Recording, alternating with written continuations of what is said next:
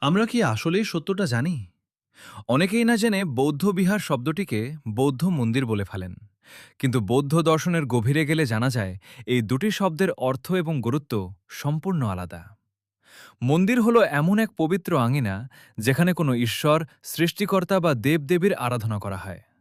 কিন্তু তথাগত ভগবান গৌতম বুদ্ধ নিজেকে কোনো ঈশ্বর দাবি করেননি। তিনি ছিলেন সত্যের এক মহান পথপ্রদর্শক। তাই বৌদ্ধদের এই পুণ্যভূমিকে কেবল মন্দির বলা শাস্ত্রীয় ও ঐতিহাসিকভাবে মোটেও সঠিক নয়। এর প্রকৃত শব্দ হল বৌদ্ধ বিহার বা কিয়াং। বিহার মানে শুধু প্রার্থনালয় নয়, এটি হল প্রজ্ঞা, ধ্যান, অন্তহীন জ্ঞান চর্চা এবং ভিক্ষু শ্রমণদের পরম সাধনার এক পবিত্র আশ্রয়স্থল। যেমন ইতিহাসের পাতায় অমর হয়ে থাকা বিশ্বখ্যাত নালন্দা মহাবিহার। অথচ আজ সচেতনতার অভাবে এই চিরন্তন সত্যটি ঢাকা পড়ে যাচ্ছে। আসুন এই ভুল ধারণা বদলে দিই।